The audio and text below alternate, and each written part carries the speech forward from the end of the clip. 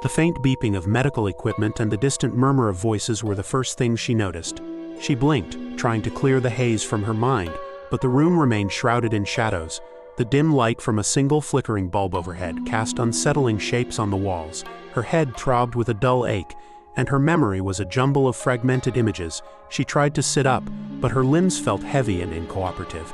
As she steadied herself and took in her surroundings, she realized she was alone. The room was sterile but strangely devoid of any personal touches. The bed was narrow, the sheets crisply folded, and a small unmarked door was the only exit. Emily stumbled out of bed, her legs shaky beneath her. She opened the door and stepped into the hallway. The sterile white tiles and clinical scent of disinfectant created an unsettling contrast with the eerie quiet. The hallway stretched on endlessly, lit by flickering fluorescent lights that cast erratic shadows. As she walked, she heard whispers, soft, indistinct murmurs that seemed to follow her. She glanced over her shoulder, but the hallway remained empty. Her anxiety mounted with each passing moment. The walls seemed to close in on her, and the whispers grew louder, more insistent. She rounded a corner and saw a nurse.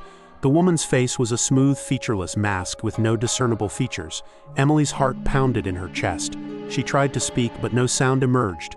The nurse merely gestured for her to continue walking, her expression inscrutable. Desperate for answers, Emily pushed on, finding herself in a room that looked like a waiting area, but with no furniture or people. The echoes of her footsteps seemed amplified in the silence. She noticed a small, cracked mirror on the wall and approached it, hoping for some reflection of normalcy. But her reflection was distorted and wavy, as if viewed through rippling water. The whispers grew more urgent as she continued her search. Shadows darted across the walls, and she felt a chilling sensation of being watched. Her breaths came in shallow gasps as she tried to piece together her fractured memories. Eventually, she reached a window and looked outside. What she saw made her blood run cold.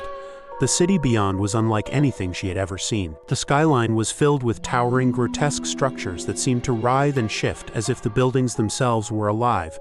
The sky was an unnatural shade of gray, and there was an oppressive stillness in the air. Emily's panic escalated. She realized that the hospital was not just a strange place. It was a prison of sorts, a liminal space between life and death. She was not alone in her realization. A few other patients she had encountered seemed to have the same dawning horror in their eyes, though their responses were eerily subdued. As the realization sank in, Emily felt a surge of determination. She had to escape this nightmarish purgatory. She retraced her steps, navigating the labyrinthine hallways with newfound resolve. The whispers grew louder, and the shadows seemed to close in around her. Every turn felt like a test, every shadow a potential threat. Finally, Emily reached a large, ornate door at the end of the hallway. It was unlike anything else she had seen in the hospital, decorated with intricate carvings and glowing with a faint, otherworldly light. With trembling hands, she pushed it open. Inside was a room bathed in a soft, ethereal glow. In the center stood a figure, half seen in the shadows, with eyes that seemed to hold the weight of countless souls. The figure spoke, its voice a haunting echo, revealing the truth about the hospital. It was a place for souls to find peace or become lost forever. Emily faced the figure, her heart racing. She knew that her choice would determine her fate. She had to confront the truth of her past and decide whether to accept her place in this eerie limbo or fight for her freedom. As she stepped forward, the room seemed to shift, the walls and ceiling blending into a swirling vortex of light and shadow. Emily felt herself being pulled in various directions, her memories and emotions intertwining with the very fabric of the hospital. In the final moments, Emily made her choice.